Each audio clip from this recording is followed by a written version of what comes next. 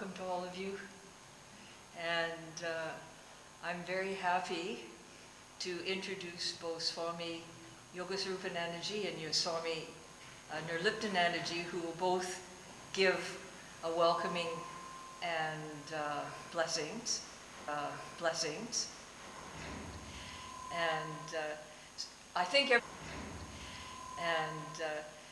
I think everybody now knows for sure of the Divine Life Society.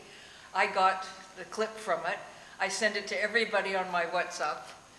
And then I got messages back from you. He's been here since at least 66. And he is and remedial yoga, meditation, the Bhagavad Gita, and Patanjali Yoga Sutras, and perhaps many more things as well that I don't know about. So he's a wealth of knowledge. We're very, very happy to have Swamiji join us for this retreat. First blessing.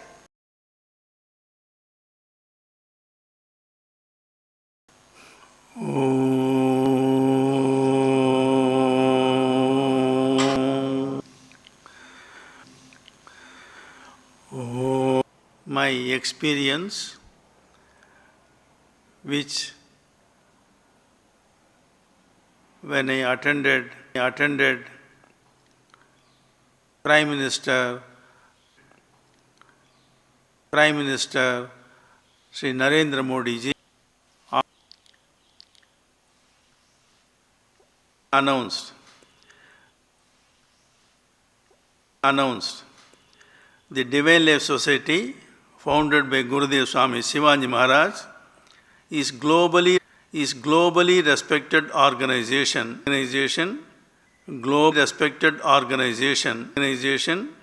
globally recognized. Its enduring legacy continues to guide millions of people to the Divine Life Society, which is founded by our Gurudev Swami Shivaji Maharaj. They repeated it twice, and due to some other reasons it happened.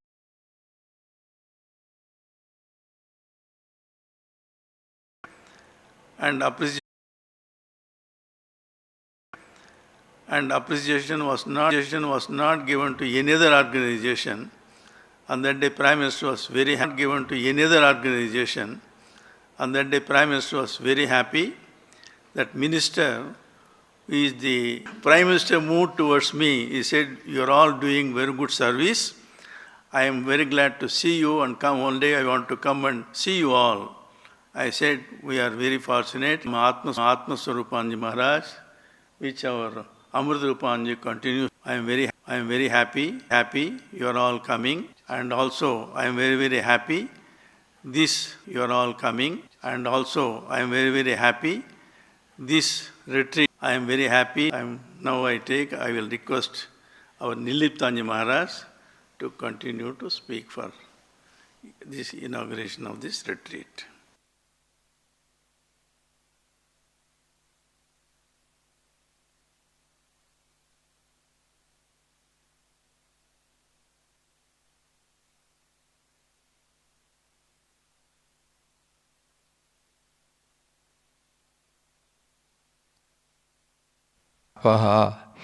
Namah Shivanandaya Gurave Satchidanandamurtaye Nisprapanchaya Shantaya Niralambaya Tejase Na Guroradhikam Tattvam Na Guroradhikam Tapaha Na Guroradhikam Jnanam Tasmai Sri Gurave Namaha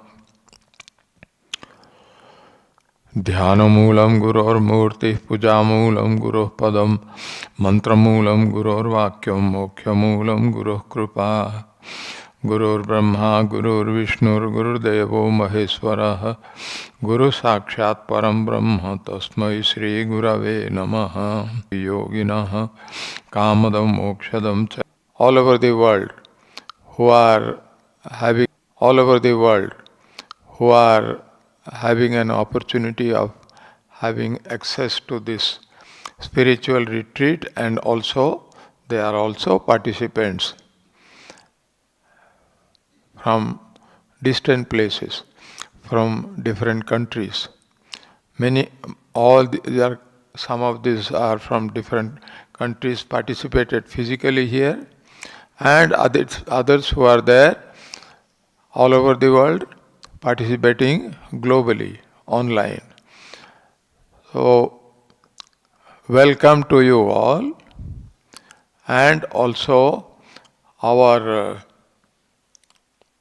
respects and regards to all of you.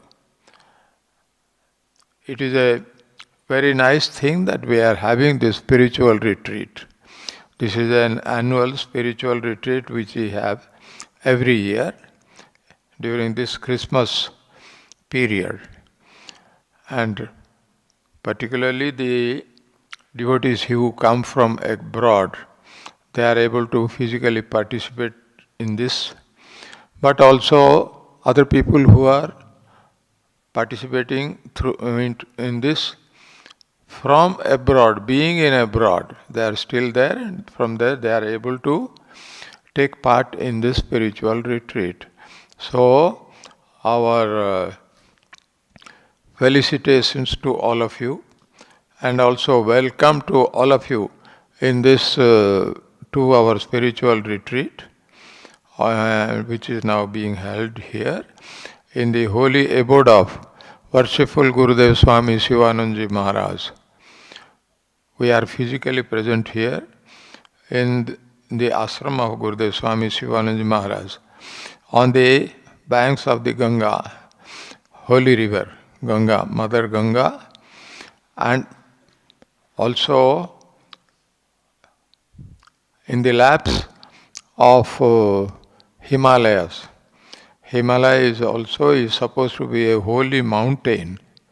Just as river Ganga is holy, and among the mountains also Himalayas is very holy.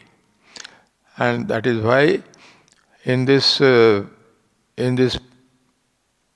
Bhagavad Gita, Lord Krishna, when he explains about himself and his manifestations upon the earth in different forms, and there he says about Mother Ganga, and he says that among all the rivers, I am holy Ganga. That means Ganga is supposed to be the most holy of all rivers, most important of all the rivers, and also, in a way, for our purposes, best of all holy rivers. Similarly, among the mountains also he says, I am mountain Himalayas among all mountains. That means this is Sthavaranam Himalaya, like that he says. Sthavarana means all the mountains. Among all mountains, I am the mountain Himalayas. So he identifies himself with Holy Mother Ganga and also Holy Mountain Himalayas. And our holy abode of Gurudev Swami Shivanandaji Maharaj is also very holy, partly because of this. It is situated on the banks of the Ganga, in the laps of the Himalayas, in the holy region of, it is called Uttarakhand, that means in the northern part of India, which is also holy. So northern India, this part of holy of our holy land, holy country, holy motherland, this part is very holy. So, and it is said that in this, the gods of earth, gods of heaven, they live in this place. Although we are not able to see them because we don't have the wherewithal for that. We are not qualified for that, to see the gods who are physically present here, because we have got our gross and crude eyes. With that, we cannot see the gods, although physically they are very much present here. So, among them, the gods are also here in this. So, this is the land of the gods. This is a land of Lord Himself, because God, He says that He is physically present as the Mother Ganga and as the river, and also as the holy Himalayas. So this is the presence of God Himself.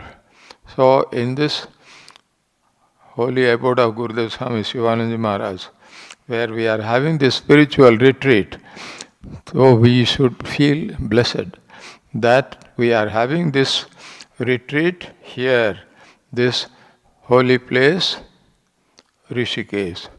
So Rishikesh is also very holy only because of that. And similarly, Rishikesh is also called Munikireti, the place on which we have got this our holy abode of Gurudev Swami Shivananda Maharaj. It is called Munikireti. This area of Rishikesh, it is called Munikireti. That means, you see here, Munikireti means the sands of the sages are here, are present here. Because in the past, over centuries, many great saints and sages have been treading upon this holy land. So there, the dust of their holy feet, the sands of their, which have touched their holy feet are present here. So that is why it is called Muniki Reti. Reti means the sands. Muni means the sages. Though the sands which have been touched by the holy feet of the holy sages and saints, they are all here. So this is a very, very holy place. So we should remember how fortunate we are. And not less was the presence of Swami Shivananda Maharaj, who was present in this particular holy place. So this is Swami Shivananda Maharaj's holy abode, ashram. He established the Divine Life Society. And under the banner of the Divine Life Society, we are having the spiritual retreat. And this Swami Shivananda Maharaj lived here most of the part of his life here, particularly towards the end, later part of his life. So, once he decided to renounce the world and then renounce all material things, renounce the material world, then he came and became a monk, took sannyas or adopted renunciation, and then he came to this holy abode to stay here. And he also says, I had seen many holy places. I thought of which place will be the most suitable for me, for my spiritual practices. And then he says that of all the places which I saw, I found Rishikesh is the best. Rishikesh actually fulfills all the requirements, all the needs of a spiritual seeker. From every way, we don't have to go into details. So that is why it fulfills all the requirements or needs of a spiritual seeker. That is why I ultimately decided to settle in Rishikesh. So Swami Shivananda Maharaj ultimately settled in this holy abode, holy place. And this is, we are now having this Shivananda Ashram. He established the Divine Life Society. The Divine Life Society was established by Gurudev Swami Shivananda Maharaj. And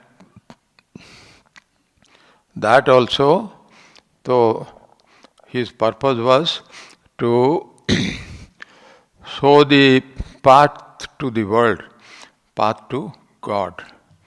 path to the divine life, path to the divine. So that is why he thought that we will have our abode, our mission, our goal of life is the divine, God Himself. God is the purpose of our life. He is the goal of our life. And we must do everything that is necessary in order to reach God in this very life itself. Because he says that it is very difficult to get a human birth. Don't think that you say, I can do anything in this world, in this life, in this particular birth. Afterwards, again when I come here again, I will do this spiritual sadhana, spiritual practices to reach God, whatever it is. So then he says that no, it is very difficult to get a human birth. Don't think that it is just for asking or just for thinking you get the human birth. You get the human birth after, you see, going around, they say that 84 species we have undergone our life through different species in the world. 84 lakh species. After that, by God's grace, we get the human birth. So getting a human birth is very, very rare. It is a special blessing of God. By His special grace only we are born as human beings. This we must remember. And the question will come, why it is so great about human being a human birth? Why should we think it is special grace? It is because it is only in the human birth that we can think of God. We can think of ourself. We can think very clearly and systematically and also seriously what is the purpose of life and how I can attain this, what I can do also for the purpose of having this, reaching the goal of life. That is possible only for human beings. It is only human beings who can think of all those things and also put in their best efforts for reaching the goal. Swami Shivananda Maharaj says, because there is a round of births and deaths. All of us subject to births and deaths. After so many births, you see, we have now got this human birth. It is in the human birth only that all these important things about of our life, what is really good for us, what will be to our highest welfare, all that we are capable of thinking only as a human being. And also the human beings he has got the discrimination, he has got the intellect. With the help of the intellect, he has got the real wisdom. Then we say, what will be to my highest good? What I should do? Our highest good is, it is the common wish of everybody, all of us, that how we will have this, we will be free from all sorrow. This is the common wish of all of us.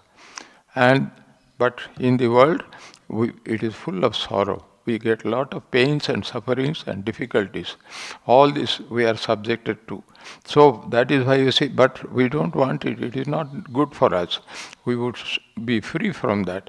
To be free from that, we must make our own efforts for that purpose. And that is called liberation. With that only, you see, that is the purpose of our life. That is what human beings are capable of. And this liberation means freedom from all sorrow and suffering, that is one. Second is the freedom from the round of births and deaths. So to be free from the rebirth, because every man who is born has to die one day. Every man, I include man and woman both, because it's a generic term. So for all human beings, we are subject to births and deaths. One day we have to die. And after death, there is rebirth. And in this world, we have got this type of sufferings, everything, etc. This suffering of, we are subjected to birth, death, disease, old age, all those things are there, and ultimately dying. suffering and also dying. We are all subject to that. It is not to our liking. Nobody wants this. We would like to be free from that. And secondly, we should not have rebirth. Once we have rebirth means, you see, we are again made subjected to all these things, etc. So, the best thing is to be free from the rebirth. That is possible only for human beings. So, to be free from all suffering and sorrow, that is one our objective, our wish. Second objective is also from the round of births and deaths. Freedom from rebirth, that is also our wish and necessary for us. Once we are free from the rebirth, we don't have to come back to this world again. And to be subjected to this type of suffering once more, that is not necessary. Only when we reach God, that will not be there for us. It is only when we realize God that we will be free from the round of births and deaths and also from all suffering for all time to come. This is what is there. It is clearly said. And the Lord in the Gita says, it is only those who attain me, they only can be free from this. There is no other way. So, in this spiritual retreat, we must keep this in our mind. And as human beings, the purpose of our spiritual retreat basically only to think and reflect upon all these things. And because what is the goal of our life, what actually we want, and what is our earnest wish, and how we can attain it in this life itself as human beings. That is why we have this spiritual retreat. Spiritual retreat means it has nothing to do with material things. It is separated from normal material worldly things that we are accustomed to. It is not to do anything with this spiritual material things. Material things everybody gets in life by a little effort. You get it. You know that. But then spiritual retreat means the purpose of this, our idea is how to attain the real purpose of our life. Our real purpose, real goal is not material, but it is spiritual. Our objective, our goal is spiritual. And how to attain this spiritual, the goal of our life which is spiritual, how we can attain that. This is the main objective of this spiritual retreat. We call it a spiritual retreat, not a material retreat. Material retreat, it is spiritual retreat, which is not entirely disconnected from this material things, but that is higher, that is our higher purpose. So it is a spiritual retreat. So that is why you are all participants in this spiritual retreat. We must know what is our goal, what is our objective. Everything that we do and how it should be, what is the real goal of my life. What do I want ultimately in my life? And then what I must also do, I must do so that I am able to attain this particular goal in this very life itself. Because nobody can say what will happen after our death. We can never think that, yes, I will get another human birth and then I will come and do the spiritual practices. That is not there. That is a big, you see, this uncertainty is there. We don't know what will happen after this death, when we die. So now we are sure that we have got this human birth. We have got our life. We are also sure that reasonably we can think of how long I may live. Nobody can say definitely. But then we know that normal, as per our normal expectancy in life, upon the earth, we know that I will live up to that. But this particular time which is available, that is meant for spiritual goal. Eating, drinking, and making merry, these are all normal things in life. That is not the goal of our life. Our real goal, real purpose of human life is to see how I can reach my spiritual goal, spiritual ideal, spiritual objective. This should be our main aim. We must understand the importance of spiritual life and understand the importance of our spiritual practices. These things we must know. So that is why the purpose of this spiritual retreat is these are all important spiritual questions. We should now think over very carefully. So it is very fortunate, we are very fortunate. We have got the God's blessings of God that we are able to participate in this spiritual retreat. God has given us an opportunity to think about our spiritual aspect of our life. So, what I should do, how I can reach my spiritual goal. What is my spiritual goal, how I will reach, these are the details which will be discussed during this spiritual retreat on different days. So, but this is the basic objective. This we must hold on to and keep uppermost in our mind. What is my spiritual goal? How I can reach this spiritual objective of my life? And this particular birth itself, in this particular birth itself. If we know that these are all important questions of our life, that is the basic purpose of the spiritual retreat.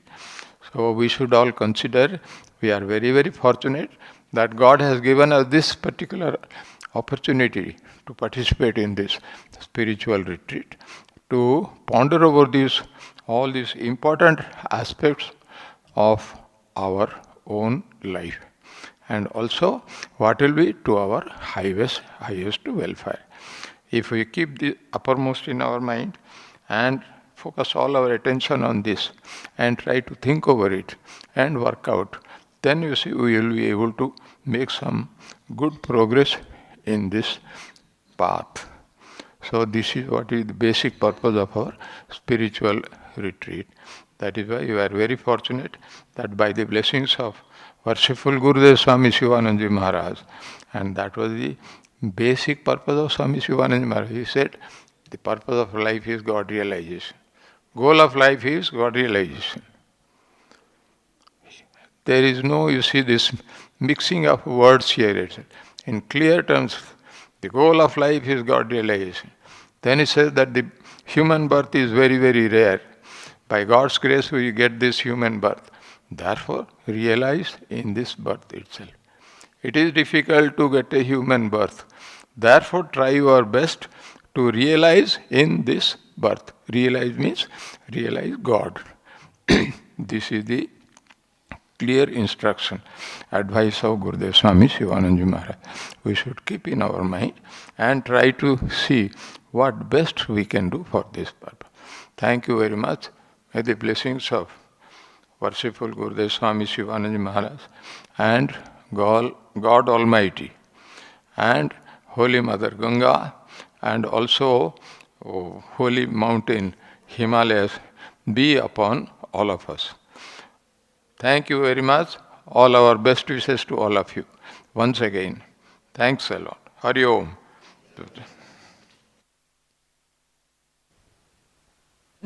Tomorrow when you come for your talk, which is at, I think,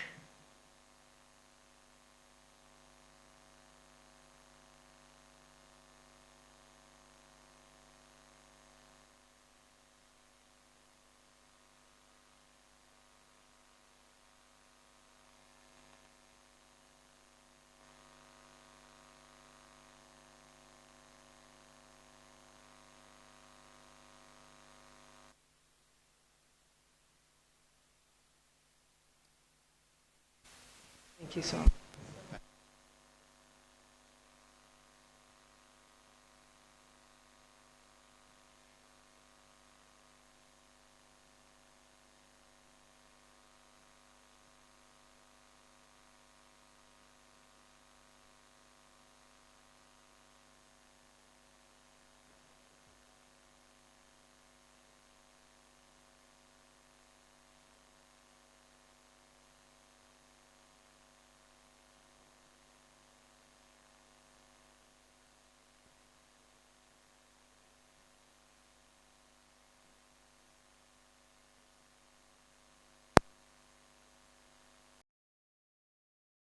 you see, faraway countries also to participate in this retreat.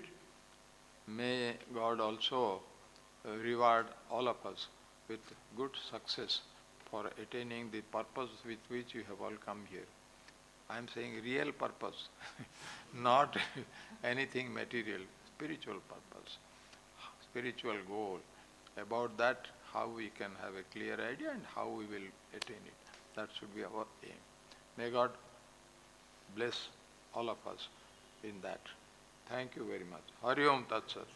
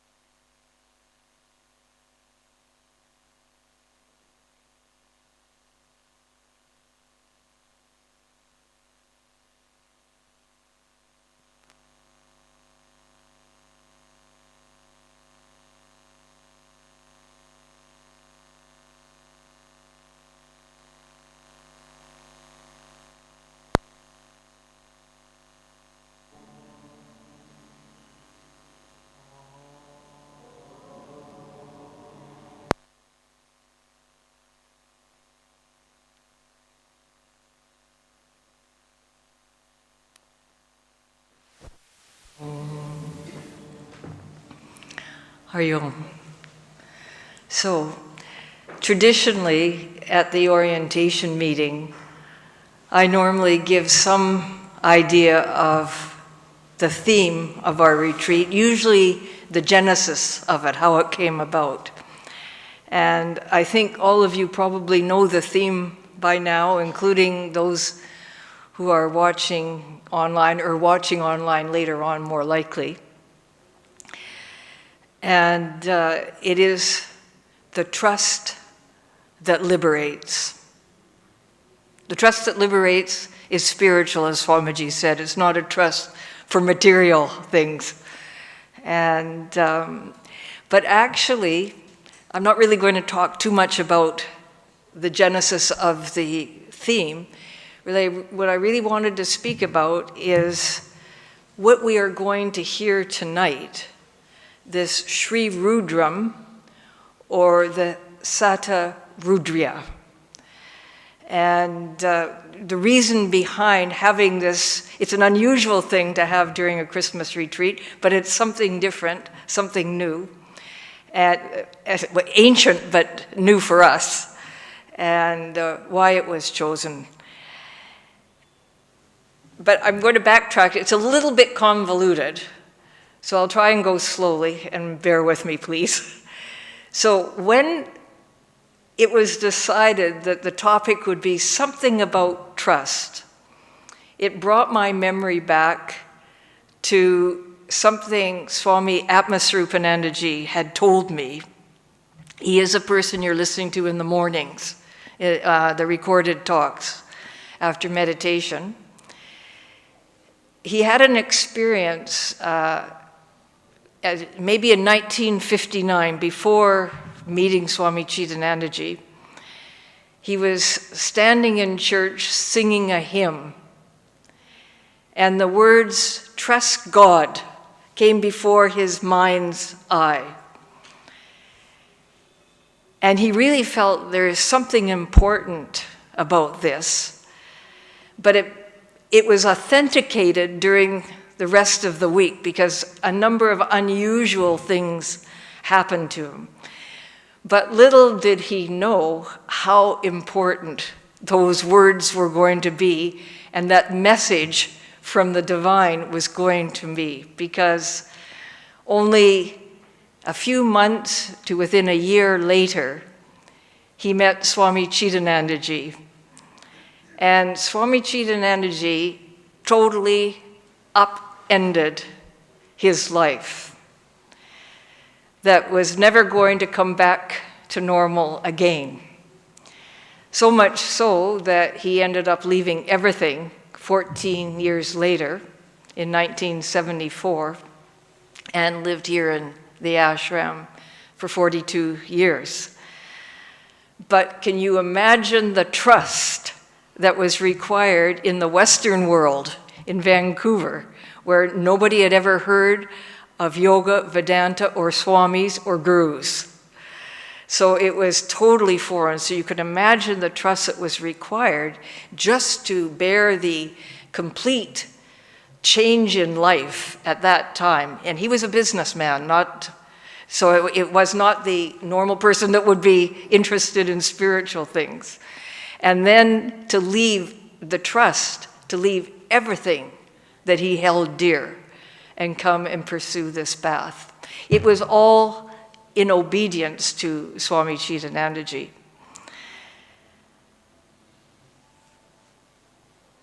But the most important thing that he said to me about this trust God is normally, it is something, trust is something that matures in us spiritually.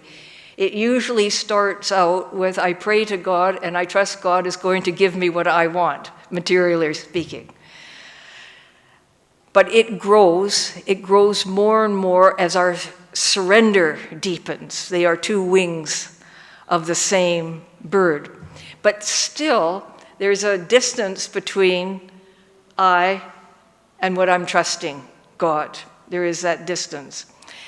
And so Swami Atmasrupanandaji said to me, it starts with this, it matures, but it ends up, now I couldn't quite remember the words he said, but it ends up in an experience where there is really no difference between the trust and the experience. Now, those are not necessarily the words he said, because I can't remember exactly the words, but very fortunately, I had a conversation with Swami Padmanabhanji, because I was asking him if he actually has taught the Swamis and Brahmachari who are going to chant tonight, the Rudram.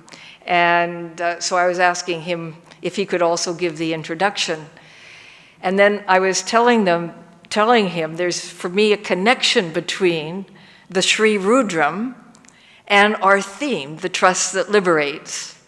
And I started to tell him, it's like it becomes one with experience. And he said, you see, the experience subsumes trust. And I said, yes, that's the word that I wanted. That was what I wanted to say, but I couldn't somehow find the right words. So it starts off with something very primitive, we could say, trusting in God to give what we want, to actually being established in a cosmic experience where trust is subsumed into that experience. And that is the journey we're on when we're talking about the trust that liberates. So that is one point. That's the one connection between the Rudram, Sri Rudram, and this topic. It's the end point. It's the end point. Now, there is something else that I wanted to share with you, and it all came back to my memory when I read something this is Sri Nocher, or now Swami Ramana Charana Tirtha. So he's a wonderful teacher. He's very well known in India, probably abroad also, and connected with Ramana Maharshi, but also our ashram as well. In fact, this book was released here. So it is a wonderful commentary on the Bhagavad Gita. And so it's a kind of part of my daily swadhyaya, and I came across this particular commentary. You know, in chapter 11, Arjuna asked Lord Krishna, "Can you please show me your cosmic form?" And finally, Lord Krishna says to him, "Behold," he's going to do it. He says, "Behold my forms, O Partha, by hundreds and thousands, manifold and divine, and of multicolored shapes." The Lord responded immediately with the words, "Behold, O Partha, these hundreds and thousands of forms of various colors and shapes." The Vedic hymn, Satarudriyam, which is highly revered by all, depicts hundreds of forms in which the Lord appears in the world. We can picture a sage walking in the forest amidst the mountains, valleys, rivers, and chirping birds, beholding everything as divine, and chanting this hymn in ecstasy. He sees the lush green trees and extols them.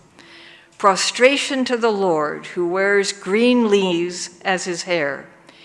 Hearing the thunderous roars of a waterfall, the sage pronounces it to be Rudra. Walking into a village, he meets a carpenter and sees him as Rudra. Then he sees a mason who is also beheld as Rudra. Seeing a thief, in him too he sees the Lord alone and says, "Prostrations to the greatest thief." In this manner, whoever and whatever the sage comes across, the hundreds and thousands of various forms and colors seen in this world are all enlivened by the divine. So when I read this, I was thrilled to read it because it brought me back also to this memory I had when I first came here in the early years in 1983, when I got a hold of this little book that I have mentioned to you. It has all 4 of the main hymns. And it is what was particularly important, and the connection with trust is when he says, "Prostrations to the thief." Because that's not normally what we consider divine. We are taught to make a difference between what is divine and what is not divine, what is good and what is not good. But the vision of the sage is everything is divine, including the thief. And so I'm just going to read the actual verse to you, and then Swami Krishnanandaji wrote a note. The actual verse says, "Prostration to the chief of robbers, to him who is armed with quiver and arrows. Prostration to the deceiving, the tricky, the elusive lord of marauders. Prostrations to the ever-cunning leader of thieves, lurking at home, and those wandering in the streets of forests."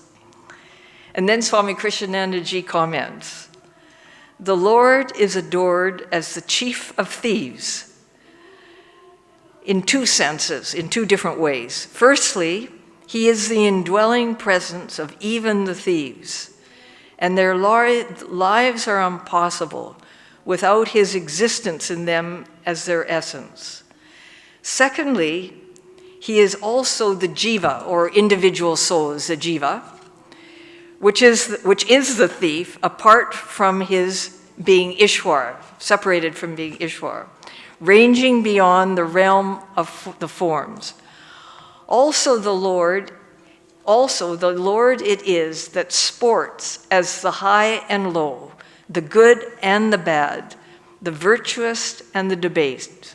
When looked at from this standpoint of the universe taken as a whole, a view which is hard for the jiva, sunk in personalistic cognitions and perceptions, but the right vision of those who are absorbed into reality.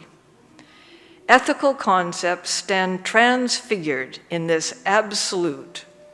These mantras of the Vedas are to help a seeker in recognizing God through the medium of creation.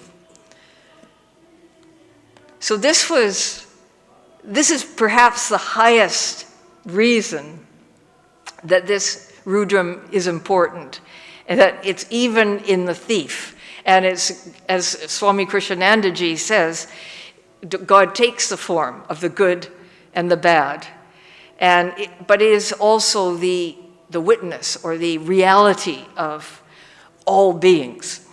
But there is a more practical way of looking at this. And it was in particular this verse on the thieves, and related to trust. And because we all know as human beings, as long as we are in ego consciousness, if anything is stolen from us, even if it is a flower from one's garden, one feels violated. Can you imagine the liberation it would be if even the smallest thing that could make us upset and feel violated, if we trusted it was the Lord, let alone those things that are really important to us?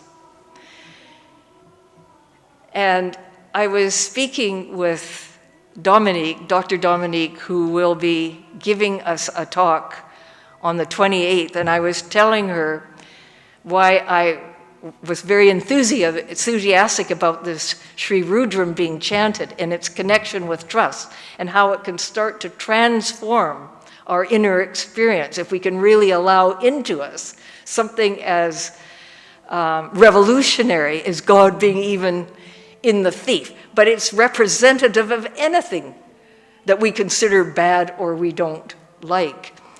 And she said to me, and she really broadened it, she said to me, I'm not familiar with it in the Sri Rudram, she hadn't read it, but it's in the Gita also. And she chanted the verse, because she knows the whole Gita, to me, and she said, the way I interpret it is God is the thief of all things, not just material things. But if somebody comes and wastes our time, God is the thief of our time. If somebody comes and takes away our dignity, God is the thief of that. Anything that is dear to us, anything that is dear to us that we lose, God is the thief. And that's a wonderful vision at a practical level for all of us, because this is the trust that can really liberate it. If we can really allow this into our heart and trust in the fact of us, then the pain that we may experience, the violation we may experience, the suffering that we can experience due to any kind of loss is going to be transformed. And it, of course, can be extrapolated into anything. So that was really just a few words I thought I would share with you about why we are going to be listening to the Sri Rudram. As I've mentioned to you before, it is really giving expression to an experience. And Swami Krishna Bhaktanandaji, he is one of the Swamis who will be chanting it. He will also give a little introduction into what we're hearing. And then this is in our chat group as well, so our chat thing. So anybody who wants to read it, in particular the introduction that Swami Krishnanandaji gave, is really wonderful. So Hari Om Tat Sat, and I think it's just in time for our meditation with Swami Chidanandaji. Yes, and let me just tell anybody who's listening online that this is in the recording. It has been uploaded into the recording, so you can listen to it at your convenience.